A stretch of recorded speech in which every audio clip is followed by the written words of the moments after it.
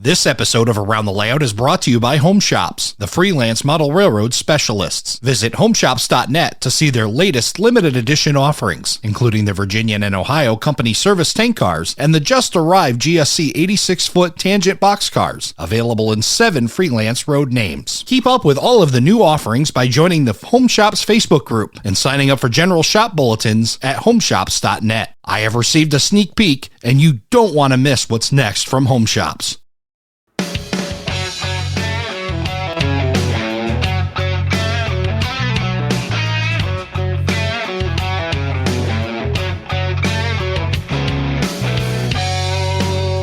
Hello, everybody, and welcome to Around the Layout, where model railroaders come to tell their story. And it's time once again to find out what's happening in model railroading. And to do that, let's bring in the editor of Model Railroad News, Tony Cook. Tony, welcome back. Hey, thanks, Ray. Good to be here. Good to be here. I can't believe it's been a month, and as always, there's loads of new products.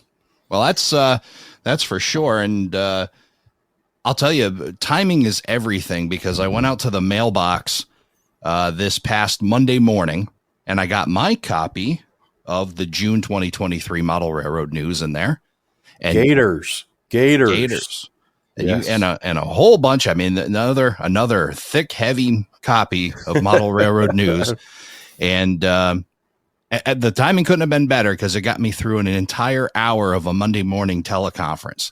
So I appreciate that coming right at the right time. And boy, there was just a ton of stuff again being released. So looking forward to talking to you a little bit later. But we have a guest in the back room. Why don't you tell us a little bit about him, and let's bring him in. Absolutely. We have got, in one of my all-time favorite companies, Bachmann, we have got Matt Stern with us today. And Matt has been with Bachmann for just a couple of years. And if I've mentioned to the folks at Bachmann, I mentioned to Matt that he's just been doing a dynamite job on social media. The pictures, the information, the stuff he's putting out. And Bachmann's got a lot of neat new stuff landing. So let's bring him on in and let everybody else meet the great Matt Stern of Bachmann. How you doing, Matt? I'm doing great. How are you, Tony? I'm doing good. I've just been working with that Bachmann Jeep 40, which goes all the way back to the beginnings of Bachmann's full line in 71, when it went from just Plasticville to offering everything. I just was working with some of those Jeep 40s recently and doing a review for that'll appear in July's Model Railroad News. And that always, to me, is one of my favorite kind of entry-level 4-axle diesel models. It's a great deal. Oh, it absolutely is. And we have some new paint schemes actually coming out this year for that locomotive. We've got actually, that just came out within the last few months. We've got the Boston and Maine Guilford scheme, which personally is one of my favorites. It's not a railroad I model, but it's just a cool looking scheme. We've got some new, I believe that one's DCC. We've got some DCC sound versions as well. New ones coming out later this year will be the Rio Grande and the New York Central late scheme, which I'm personally looking forward to seeing, because that's a scheme that I don't think we've ever offered on that locomotive before. No, I don't think so. That's kind of that cigar band on the nose in black. The Rio Grandes have been done before. I think this is a new number with the large billboard. I reviewed the late era Southern Pacific, the 3086 that you released recently, which is a Rio Grande repaint, and then also that Western Pacific, which I thought was really nice looking, the Pearlman green with the orange ends. Those are the two that, and I think I have the Guilford coming up as well in the magazine. The nice thing on that Jeep 40 is you do 3 versions. That's one of the only locomotives I know of right now on the market in HO that you can get standard DC, DCC equipped with no sound, and DCC sound. So it covers all bases. Correct. And just for anybody who's interested out there, our DCC sound version comes with Soundtrax Economy, and that offers a great selection of sound features, authentic locomotive sounds, horns, bells. Really helps bring the locomotive to life. It's a neat piece. So tell us a little bit about yourself, Matt, because I think with Ken Jr. at Train World, we did a show, maybe not too terribly long ago, but you've been with Bachmann, I'm gonna say almost 2 years. in your role right now, or it's getting close, maybe? I believe it was actually 2 years just last week. Wow, how about that? So yeah, what's your background, and how'd you get to Bachmann? So I've been a model railroader for pretty much as long as I can remember. I got my first set. I don't know if I should say this, but it was a Lionel set. I was 5 years old.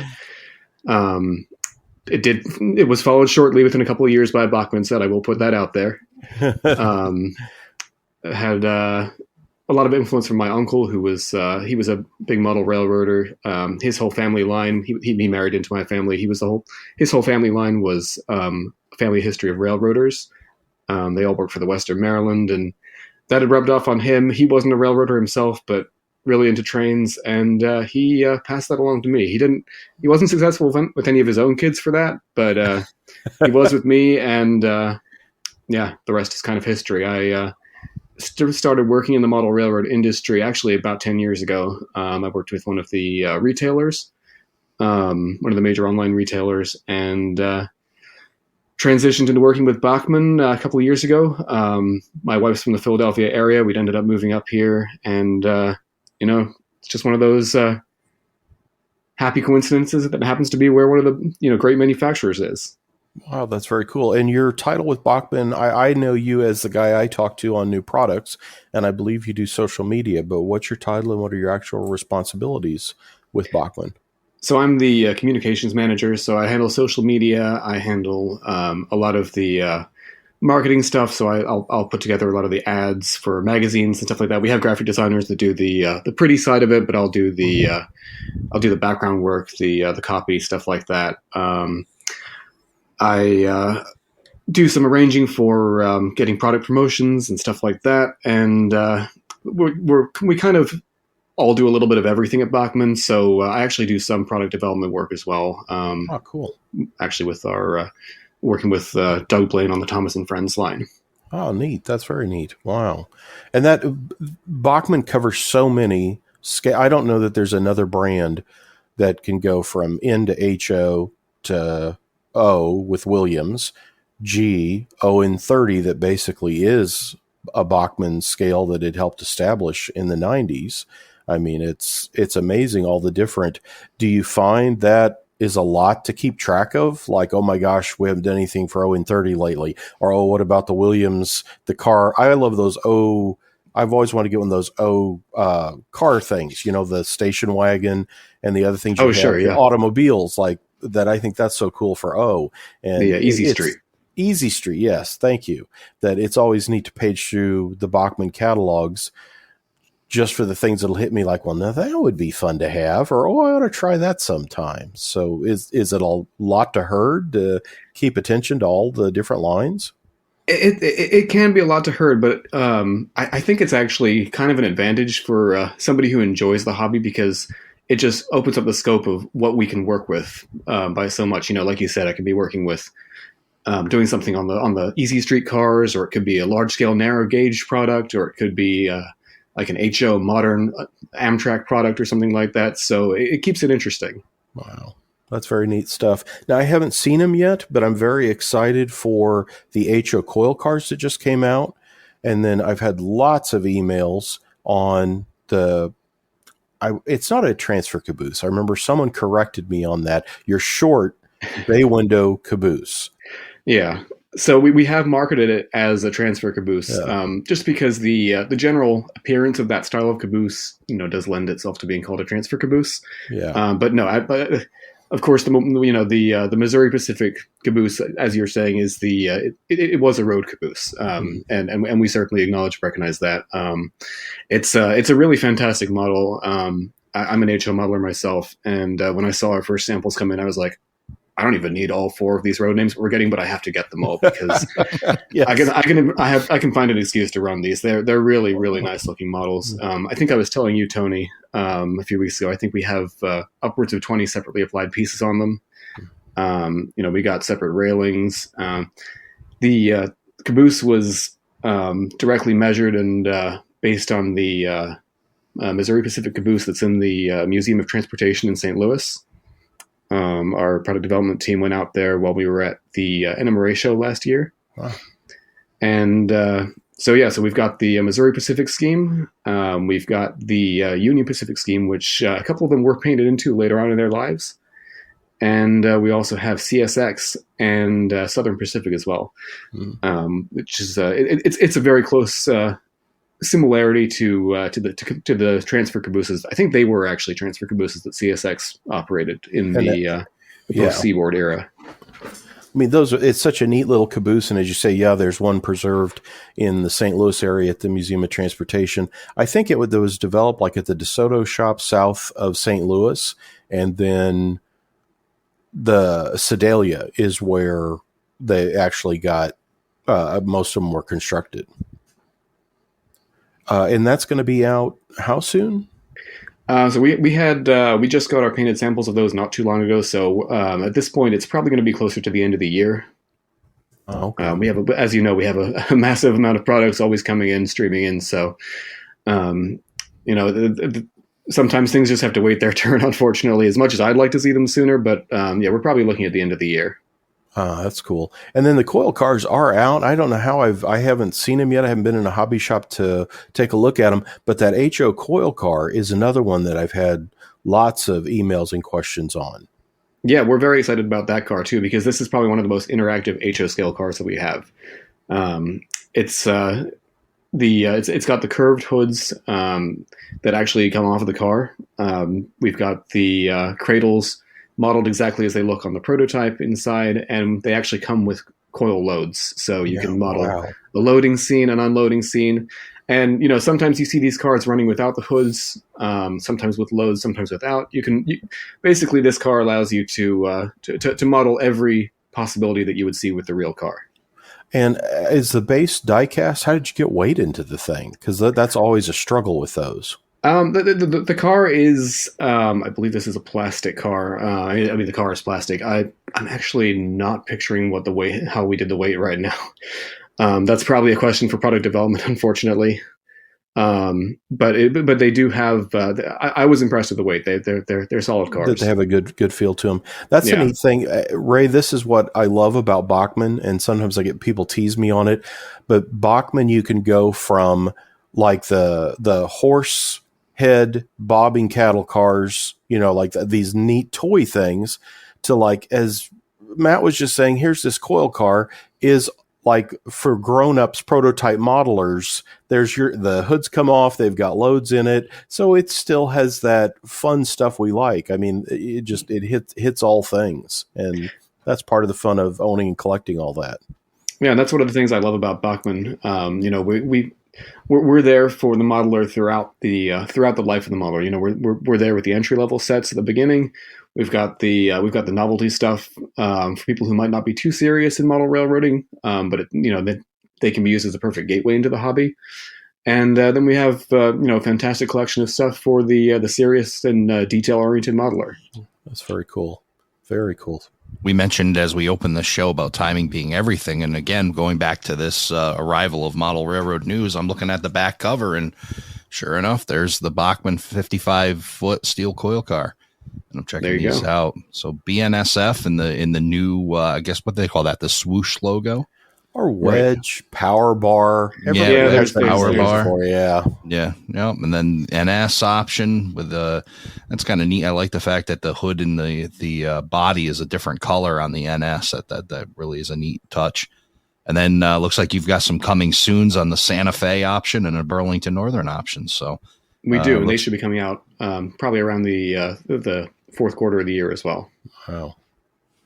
And one of the things about this car that's also kind of cool is, when you see those things running around in reality, the hoods sometimes don't match the car. Right. So the fact that you can take the hoods off on these, if you buy multiple cars, you can mix and match the hoods, and it's equally prototypical that way as well. That's awesome.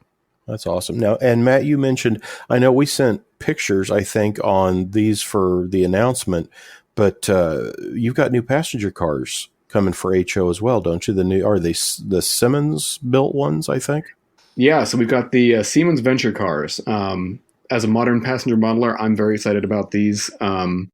We're starting out here with the Via Rail train set. So they have the SCV 42 Charger, which we just announced last year, and actually we had our first operational sample at the Amherst show earlier this year. You'll be able to buy the whole train set for that, which is 2 business class cars, 2 standard class cars, or coach class cars, I guess, and the cab car as well. And the cab car is going to be a little bit different. This isn't something we've really done before. It's going to be a DCC and sound equipped car. So what that means is it doesn't have a motor in it, but it'll have the sound functions. It'll have all the lighting functions that a locomotive would have, minus the sound of a prime mover, of course. So it'll have the horn, it'll have the bell. You'll be able to control all the front end lighting features like the ditch lights and the headlights and the marker lights. And so whether you're running the train with the locomotive leading or with the cab car leading, you'll have all the same functionality at the correct end of the train. Wow, that's very awesome. And that, boy, when it comes to modern passenger stuff, I mean, you've got the Charger out now. It's hard to keep up with all. You've done the new concrete tie Easy Track, which is awesome. I think that's being packed in some new train sets this year. Yes, that's been in the Amtrak City Sprinter train set, which just came out around December. That's with our ACS 64 and our Amfleet cars. And that's actually also going to be featured in our upcoming Acela 2 set as well. Oh, and I forgot that. Yeah, you're doing the new version of Acela. How's that coming along? It's coming along great. Yeah, we're really excited about how it's going. It's as you'll see in the catalog, it's going to be offered kind of like the current Acela set, where you'll be able to get the base set, which comes with the first class car, the cafe car in the middle of the train, and then the coach class car. Or actually, no, it's business class. They don't have coach on Acela, but that's what you get with that. And if you want to extend it, because the actual train is 9 cars long, which is longer than the current Acela. Wow. We are actually also going to be bringing out all of the additional business class cars and the quiet car as separate sale cars. So you'll be able to make up the full train. But if you don't have space for a 9-car train, which I don't blame you if you don't, because that's a long train, the set will be perfectly able to run on its own, and it'll still look absolutely fantastic. Wow, that is awesome. Now, this is the new Acela is a different tooling for those that maybe are not as familiar. The Acela that Bachmann has offered for, boy, is it almost 20 years now? I think the Acela is. Yeah. Yeah, we have, I think we have a picture hanging in the office of the team when they were standing by the real Acela. I think that was in 1999 when they were first being released for testing. Wow. So, yeah, this is a different, the prototype itself, it's that more duck build nose. It is, or yeah. something? So this is, the original was built by Bombardier, and this is actually built by Alstom. It's based on a French design. The cab cars, the power cars, are actually almost identical to the power cars in the new TGVs in France, which I think is awesome. We can say we have TGVs running in the US now. That's very cool. And it's a very, very different train to the original Acela. It's got a completely unique look that really doesn't look like anything else on the rails. And then Charger-wise, I mentioned the Chargers, and they've come out in HO. We had those on the cover of Model Railroad News in last year. And then our August edition has the N-Scale, because it's now available in N as well. And what are the features? I haven't got to, they came in and my guys have them, so I didn't really get to look at them too closely. So what all do they have compared to the HO as far as sound, lighting, and that kind of thing? So our N-Scale SC44 Chargers, which are available now, they actually have all the same features that the HO scale models have, minus one feature, and that's the lighting number boards. Wow. And the reason for that is because it's not that we couldn't include it; it's that the space just doesn't allow for it in N-Scale. Unfortunately, we had to choose between the number boards and the strobe lights on top, and I think anybody can agree if it's between lights on the number boards or the flashing lights on the roof, you're going to want the flashing lights on the roof. That's cool. So it just came down to a space issue with that, but other than that, it's entirely the same as the HO. It's probably one of the most function-filled NCO locomotives on the market. It's even got the lighting in the back in that big square. Does. Wow. That's a cool thing on that one. Ray, you've probably seen those. I don't know if you've seen them for real, but the models of them, that big kind of square, kind of screen-like area. And then for model manufacturers, it's tough because you've squeezed the hood area because you've got to put a wall in there to show the detail of what's back there and light it. But I know the HO was spectacular on that one. It's fantastic to see manufacturers like Bachmann doing that kind of lighting detail, because honestly, it's much better being done in a manufacturing environment than it is on your bench at times to try to, like you said, get into all that. So it's really great to see that kind of detail being incorporated. Absolutely. And it's worth mentioning that we also have the ALC 42, the long distance version. That's also coming to N scale. We announced that in our 2023 catalog, and that'll be coming in. We're hoping for early fourth quarter at this point. And that's going to come with all the same features, minus the features that don't exist on the prototype, such as like the strobe lights are only on the SC44. So the advantage to that on the ALC 42s is that you will get the lit number boards on that. That's awesome.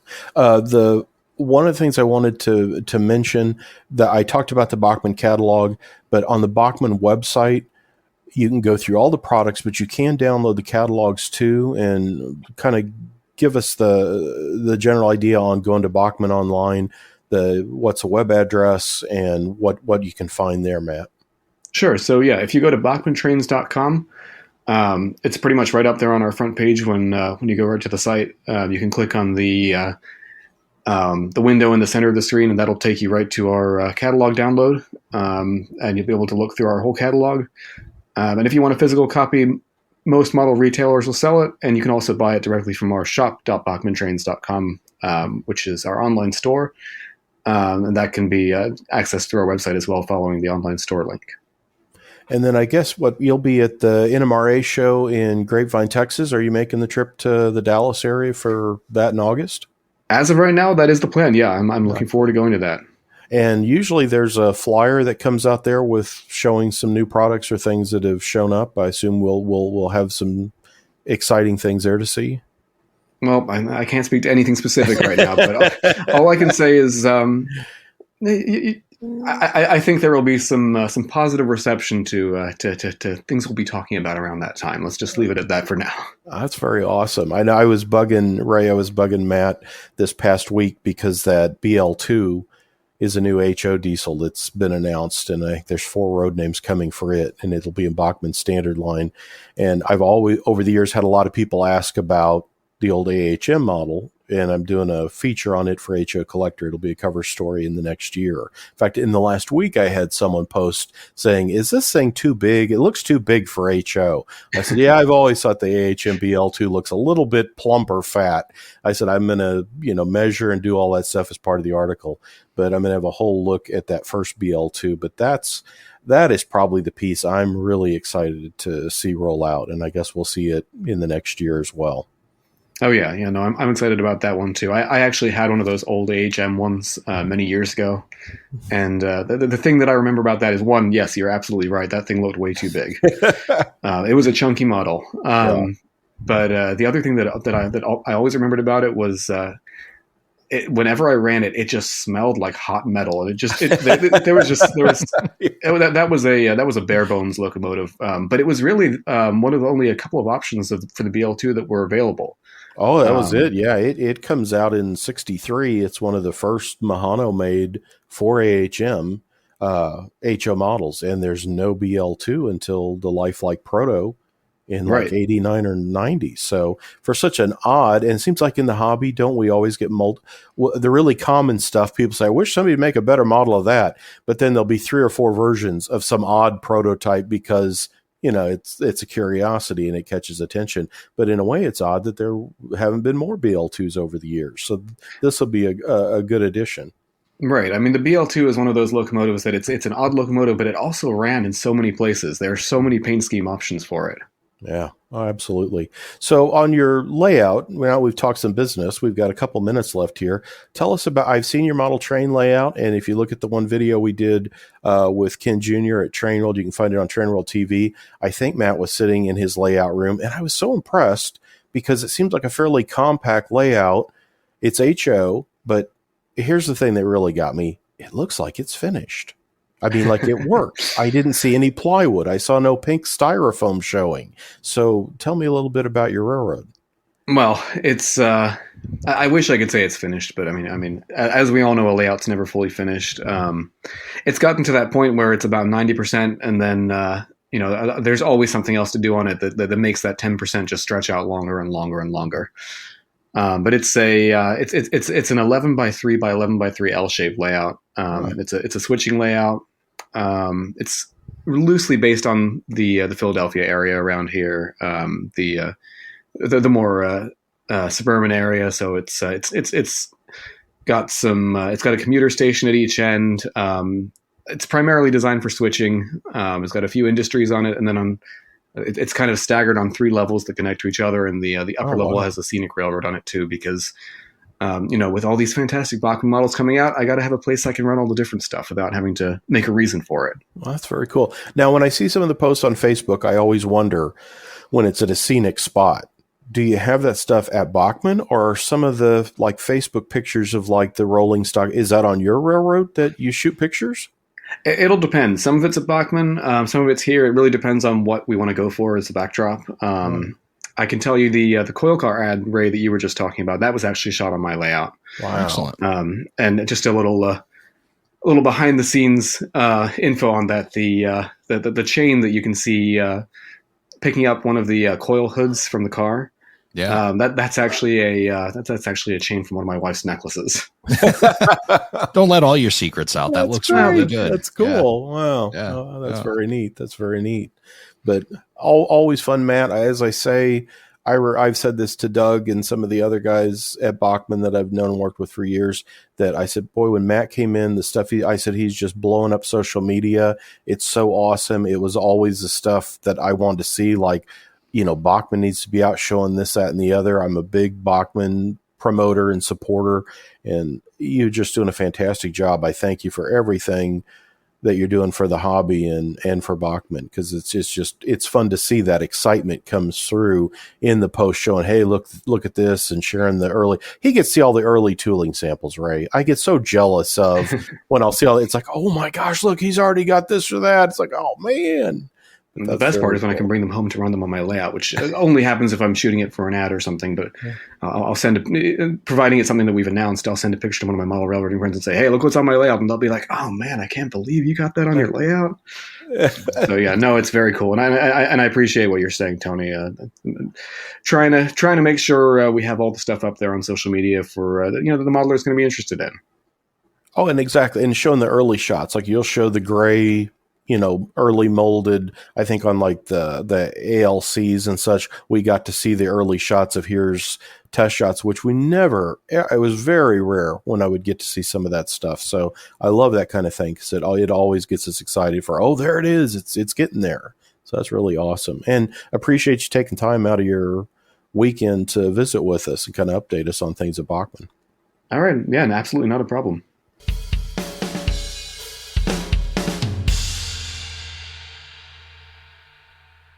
Well, Tony, I tell you, it was nice to kick back and just listen to the passion that Matt had regarding Bachmann Trains.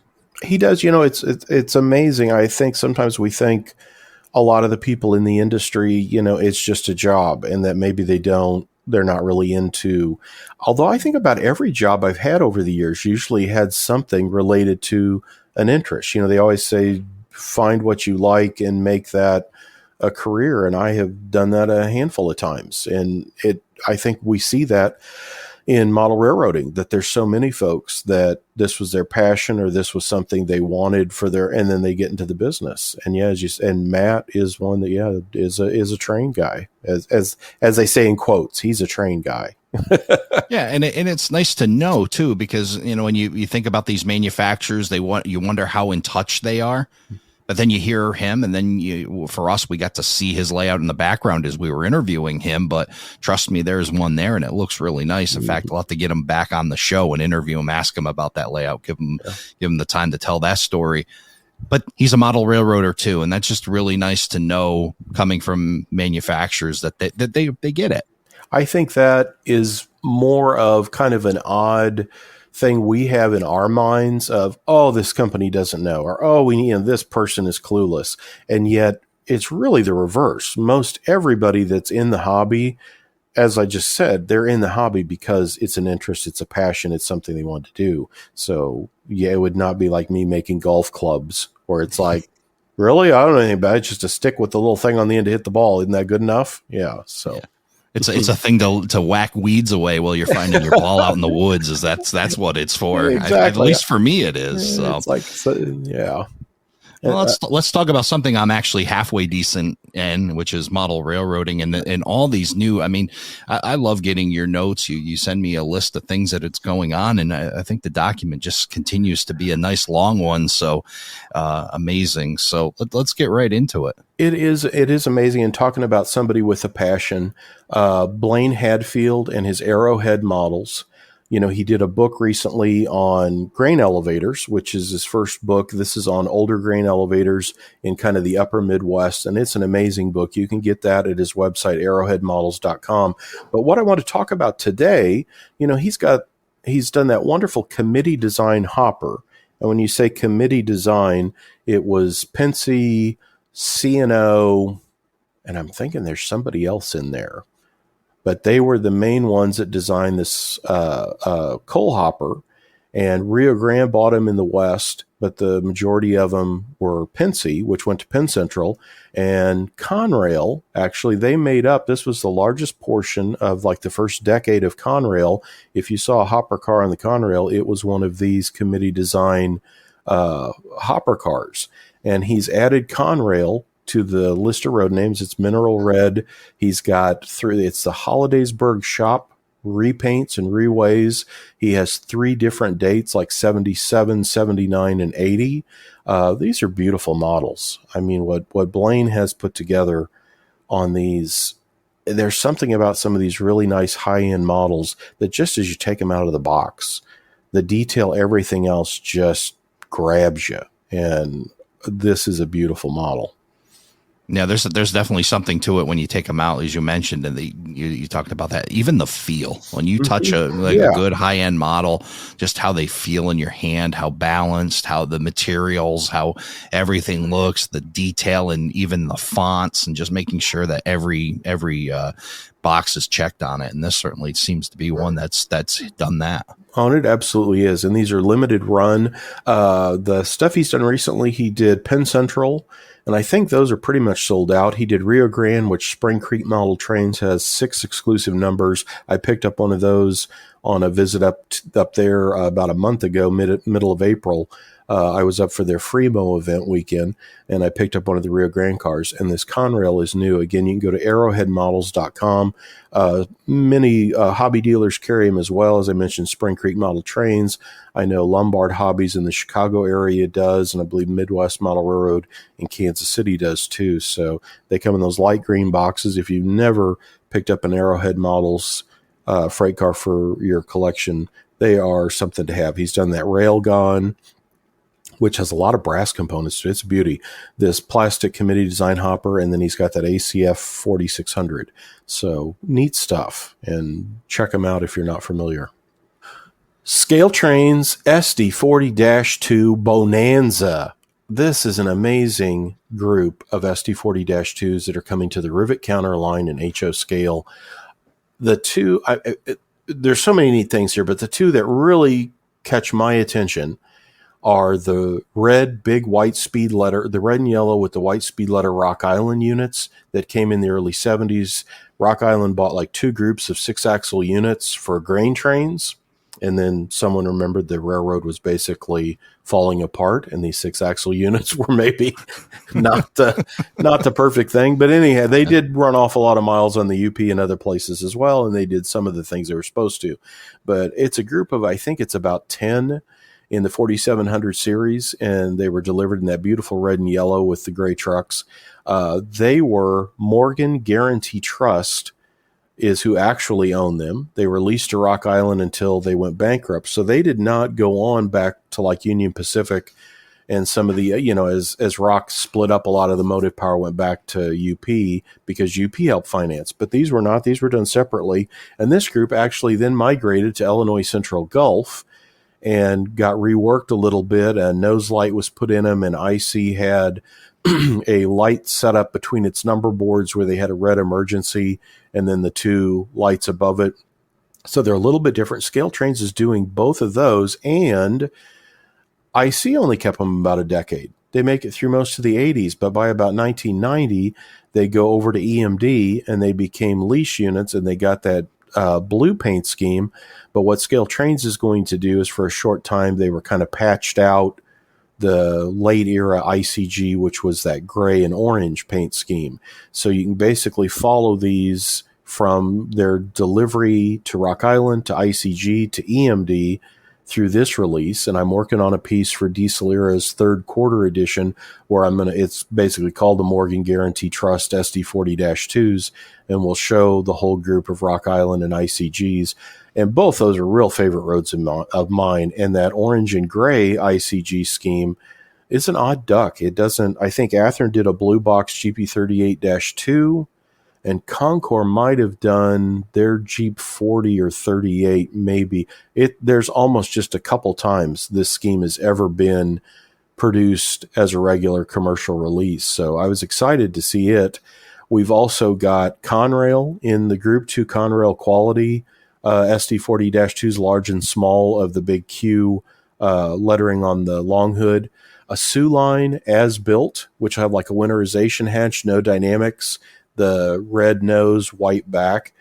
Santa Fe returns with 2 runs of later era Santa Fe SD40-2s. And then in the Burlington Northern group, which Burlington Northern, my dad nicknamed them the Big Nothing by like about 1980. He says it's all SD40-2s. That, we either see that or like C30-7s on coal trains. There's the Big Nothing, which, sorry to BN fans, I do like the BN. And we always had all those great BN annuals at the house that I would page through. But anyhow, they're doing 2 runs of SD40-2s as delivered, 1972. So this will be early phase. And then a 1973 pair with Loco Control, which has some extra appliances up on the cab roof. Both these Burlington Northern multiple road numbers. But the really exciting piece, and the one that I just took a double take when I saw the announcement, they had some wreck repairs that they did over the years. And in the early 80s, there's a trio of SD40-2s that became cabless B units. Yeah. And Scale Trains is actually tooling that up. That's wicked cool. The B units, I don't see them very often. They used to run them here locally through Providence and Worcester had some B units. It's neat to see a B unit being modeled. It really is. And I mean, what a specialized thing. Now, out of that trio, it was 7500, 7501, 7502. And I think 2 of them had like the dynamic brakes in their usual position, which would be over the fuel tank on the roof line. And then one of them had that style where they'd move the dynamic brakes forward up into the long hood. Scale Trains is doing that one and only. They've tooled up BN 7502. It'll be available standard DC and DCC sound, but this one of a kind will be in the rivet counter line of an SD40-2B.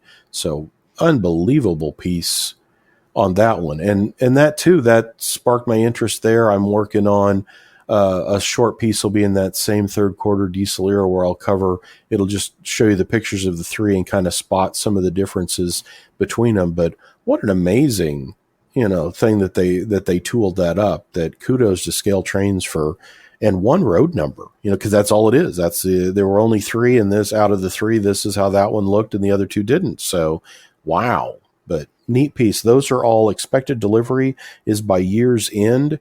And the cutoff on those, you'll be listening to this podcast in the next week here, mid-May. Cutoff is coming up later this month. So definitely, I know I'm getting the Rock Islands and the Illinois Central Gulfs out of the group for my collection. Athearn, I saw this on their Facebook page recently, and I've got a picture I'm running in July's Model Railroad News. Athearn has upgraded for its next run, which they've got a group coming out in July, and there's another group, I think, later this year. They're maxi well car sets. These are those 5-unit well cars. Before they connected in between the well cars, there's obviously no knuckle coupler. They're on the ends. And the connection used to be a pin and like a little post that was plastic. And I was impressed to see they've gone back and turned this into a 2-piece die-cast connection now, which will make it much more durable, breakage and, both for running to you, it'll hold them together better. But be aware that those are coming out. I think it's July is group. It's Maxi 1 and Maxi 3 are the prototypes of these well car sets. And one set will come with containers in it. And then the others are, the empty car, like 5-unit sets are due later this year. But both will see this die-cast connector upgrade, which, is a nice thing. I think we forget sometimes on some of these little tweaks that get done when it's like, well, we did that, but this could be better. And right. I was impressed to see that this is going to be a die-cast piece, which would be nice. For sure. Speaking of tweaks, the classic Lifelike Proto E-Unit, which was one of their earliest pieces, those came out in the 90s and has been part of the Walthers Proto line since the mid-2000s. We're getting a newly retooled E9, which is going to excite a lot of folks. It's being done to match the look of the UP Excursion stuff. So it loses its nose door. It's going to pick up ditch lights cut into the front, and then we'll have the other road-specific details. So for all the passenger cars, the big boys, everything else that's done, to date, there's not been an HO plastic E-unit that matches. I think there's 2 in UP's roster, and Walthers will also be running a B unit to go with them in this run. But there's a whole new group of Walthers Proto HO scale E-units coming, and they're also doing some CB&Q with the stainless steel plating on the side, which will be really pretty. B&O C&O in the enchantment blue with the various details. And then they've got Pensy, of course, coming to support their Broadway limited train that's been coming out. But this UP group includes Milwaukee and Union Pacific, and I think that's part for that city of San Francisco set that they're doing that'll also have Alco PAs. But this latest announcement for this E9 is one to go back and look again. If you're like, oh yeah, I know Walthers already announced those UPE units. Yeah, they're doing those, and those are like 1960s, 50s, 60s era. But these new E9s will match the 2 in excursion service, which is awesome because they are so different. When you see them, E units obviously never had ditch lights back in the day, and the nose door is missing too, so it has a big smooth nose. So this will be a retool for that plastic shell, and that'll be a nice piece. Those will come out. They've got ESU Lock Sound version 5, and they also will come as standard DC. Very nice. There's 2 kits coming out, and I've already talked to Chris Miller at Miller Engineering, and I said, Walthers is doing these HO Cornerstone hardware and like a dollar store. And, Miller Engineering does those wonderful light-up signs. And I said, here's your opportunity to do, because Walthers, both of them are being done generically. But if you look at the one, it obviously looks like a Dollar General that I don't know how they are around you, but both in Texas and Missouri where I am, if it's a town of more than 2 people, they've got a Dollar General. And so it's a neat model that's coming out this fall. The hardware store is neat because while it's small, it's got like a back lot for the lumber things. So it looks fairly impressive, but it looks like its footprint is not that crazy. It's not that big, but it looks like a lot going on. Yet I would tell you the hardware building itself is maybe not even as big as the discounter dollar store that's coming to the Cornerstone line, that both look like they share some like wall type components. But both of those would be neat pieces to add for contemporary structures to your layout. Boy, the Walthers stuff is, the Cornerstone name is because I feel like they all but corner the market on these plastic kits, knocking stuff out. It is neat stuff. And those, you can find all that at walthers.com to see those new E units.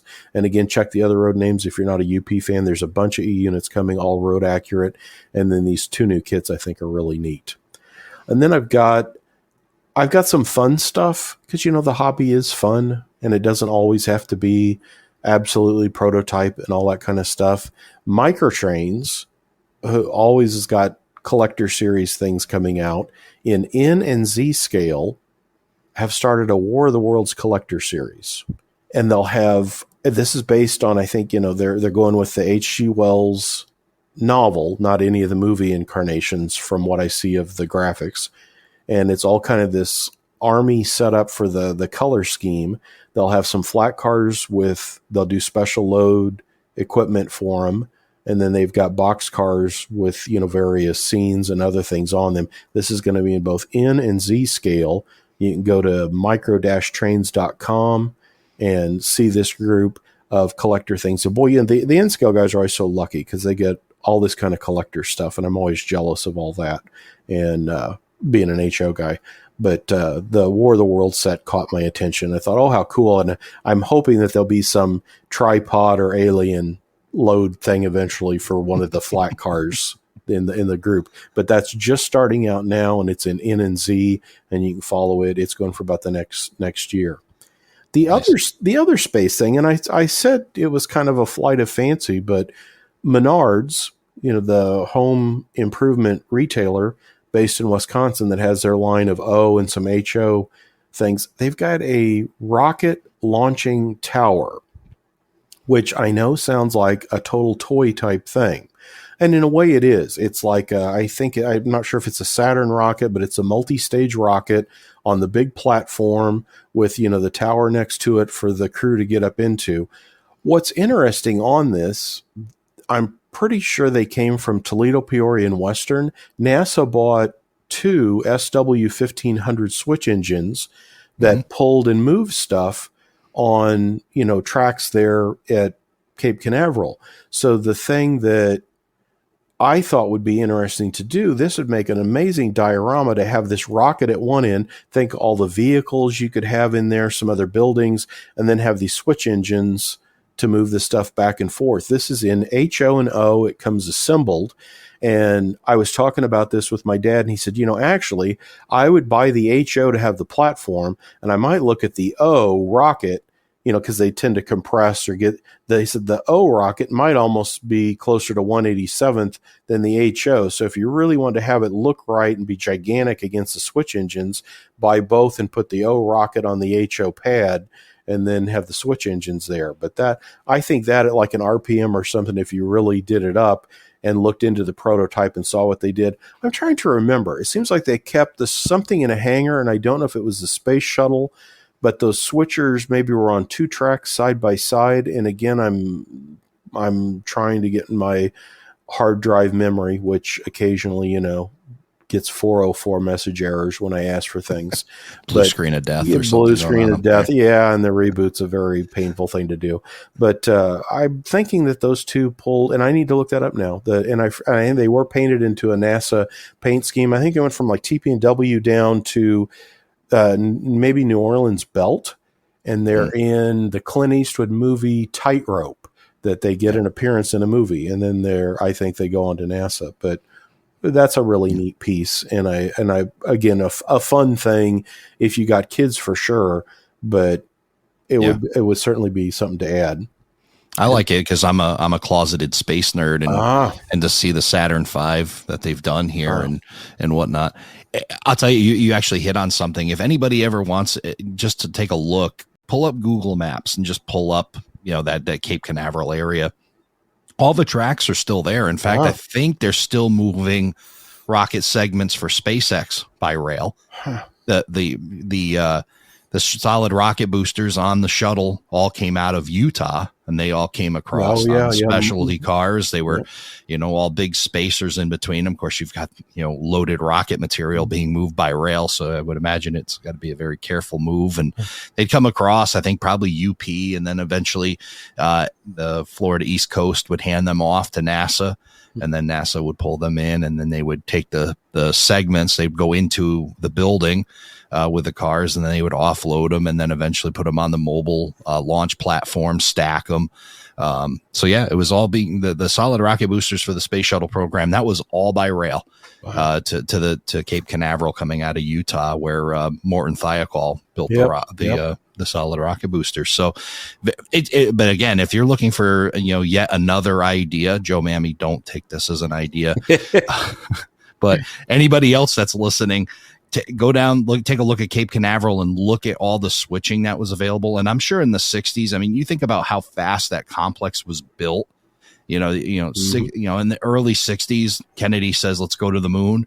And then by 69, that entire complex is there, and we're walking on the moon. That was a huge and very fast buildup, and I'm certain that rail had a lot to do with that, moving material in and out of that facility to not only build the facility, but build the rockets that took us there. So definitely a really cool piece out of Menards to acknowledge the launch tower. That was either on 39A or B. So very cool. Like I say, I think it would be a killer diorama. I'd love to see a 4x8 sheet of styrofoam done up with, like, bring in the Florida East Coast on one side or the other and have a couple of Jeeps delivering things, and then the access track for the switch engines. That it would be a neat thing. Then finally, I mentioned Miller Engineering recently. I did a show with Ken Jr. at Train World TV where we talked about and explained how to put together Chris Miller at Miller Engineering, his light up signs, which are just fantastic. Those, we joked that people will show up at a layout and the guy could have like a big boy and a turbine, all this great stuff on his railroad. And the first thing that people are going to point at is, oh, look at that cool sign that lights up and says DOTS dots, DOTS dot. That's cool. And they are awesome. And they're very easy to set up. He's got a series right now of Looney Tunes signs that I think there's 3 or 4. And of course, Acme is one of them with the Coyote and Roadrunner. And I think one of the more recent ones is kind of the duck season, rabbit season with Bugs and Daffy Duck. But he has a lot of great prototype sign, Railroads Heralds, the like Union Station Travel by Train, Kodak, Sherwin-Williams paints where it covers the globe and has the red paint that actually animates and shows it looks like the paint coming out of the can. That these are fantastic for tops of buildings, for around railroad yards, that kind of thing. But the collector set of Looney Tunes signs is really neat. And I was absolutely, I realized I'm not the collector I thought I was. That as we talked, Chris said he's got one customer that owns one of every one of his signs. No, you got some catching up to do. I know. I suddenly felt like, oh my God, I'm not even in that league. I've got to start doing that.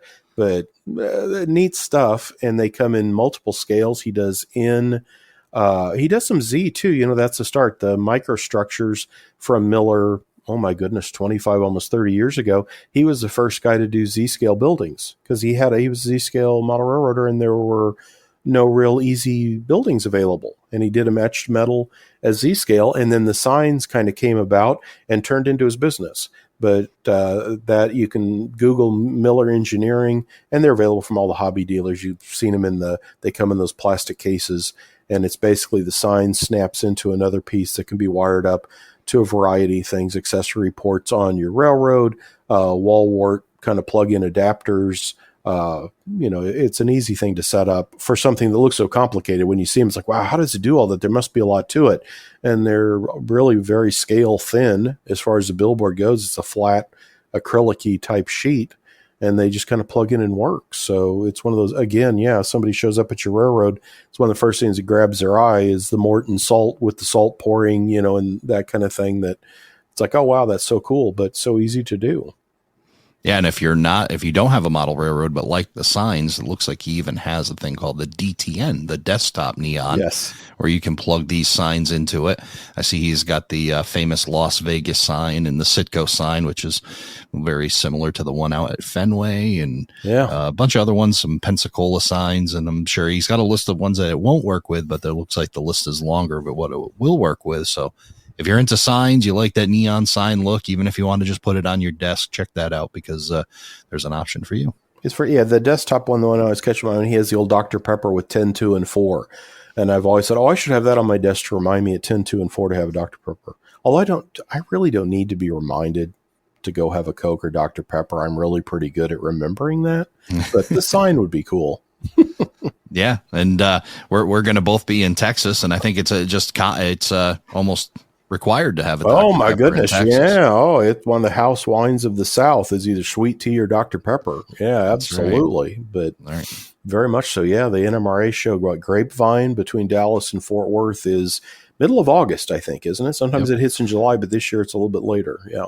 Yeah, it's August. I know I'm flying down there on the 19th, so say 21 through something like that. So yeah, looking forward to that trip, still putting together all the specifics for it, but I know they got a lot of the signups going on right now. So if you haven't signed up yet for the NMRA convention, it'd be a good time to do it, because a lot of the really cool stuff, the prototype tours and all those things are going to fill really fast. So if you're interested in going, get yourself on that list. And it's the Texas Express is its name this year. And my calendar, I show the 19th through that whole next week. But I think the actual show for the public may be the 26th, 27th. But Google that and check it. The other big thing coming up right after the 4th of July, July 8th and 9th, I'm going to be in Deschler, Nebraska for Spring Creek's open house. And I've already had a handful of people saying, hey, you going to be up there? And it's like, oh, definitely. That's always a fun event with railroad setup and manufacturers. And you can find out more on that at Spring Creek Model Trains. Just seeing them set up for shows like the Amherst show, that's definitely a destination model railroad shop to go see. Absolutely. And I want to thank everybody that signed up in the last month to modeltrainresource.com. We're getting all my old hobby history sites back online. Sign up. It gives you access for free to all of those. And, we set up a giveaway from our folks at Otter Valley Railroad, that new HO scale National Steel car trash gondola, and a bunch of Otter Valley swag. This guy makes so much. You could collect stuff and never actually own a model train by collecting all the keychains, the bags, the stickers. I mean, all the fun stuff that Lauren James up at Otter Valley does. But I gave away one of those HO cars and a swag bag, and our winner was from Mobile, Alabama. Wow. Kenneth Waltcott Jr.